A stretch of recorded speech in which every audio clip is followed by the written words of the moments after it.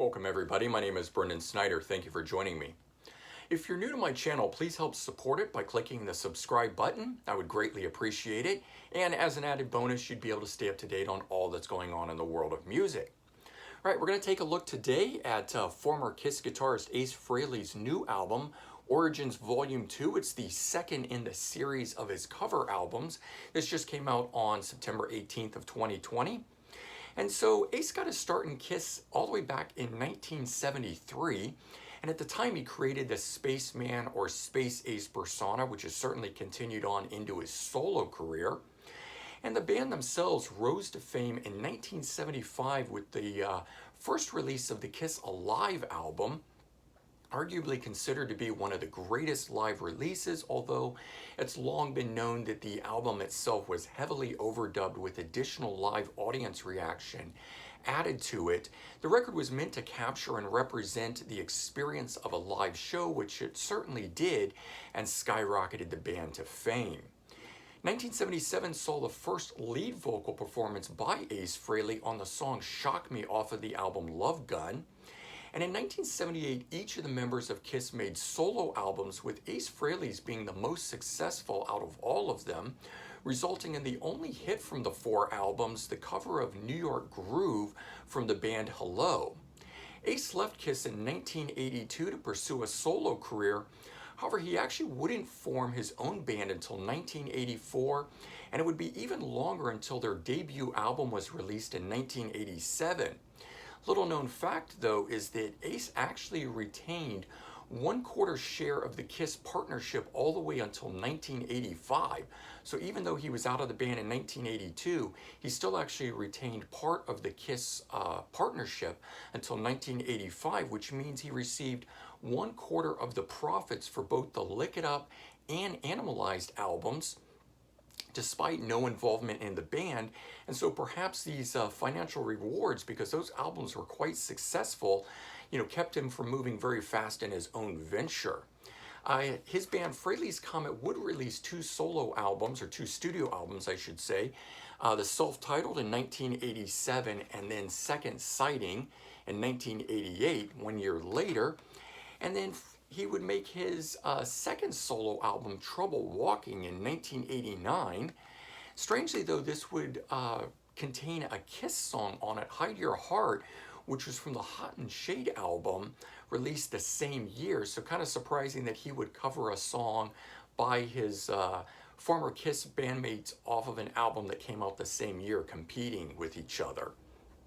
Now, while Ace would take part in the Kiss reunion in 1996, he would not make another solo album for 20 years. And it would be until 2009 until the long-awaited next one came out, Anomaly.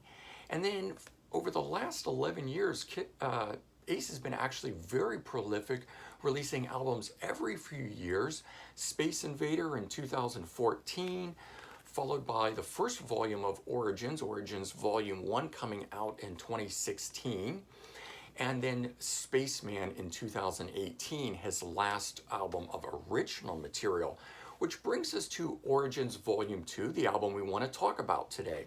So it's the second in the series of cover song albums. This one features 11 tracks with one bonus song on here.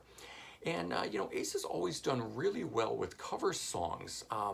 He has a way of retaining the elements that make the song great, but yet at the same time making it his own. And, his first hit as a solo artist, the Hello cover New York Groove, first showed this ability. He was also able to do this with the Rolling Stone classic 2000 Man off the 1979 Kiss album Dynasty. So on almost every one of Ace's solo albums, he's done at least one cover song, usually releasing these as singles.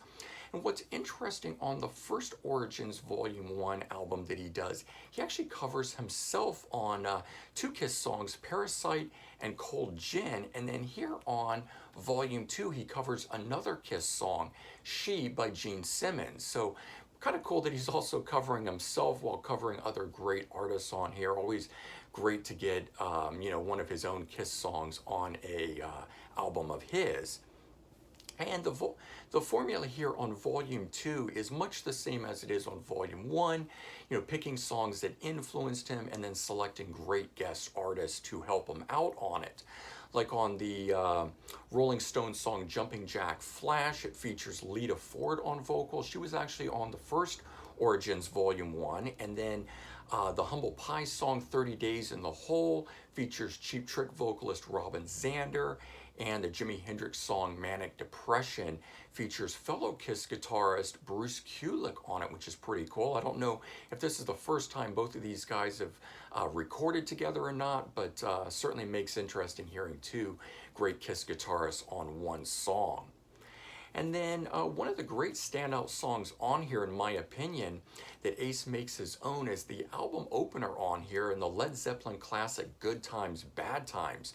The drums are accentuated with more added percussion like cowbell on it, and some additional lyrics are added at the end, making it more personal to Ace, and just kind of cool the way he's able to do that, making the song more his own.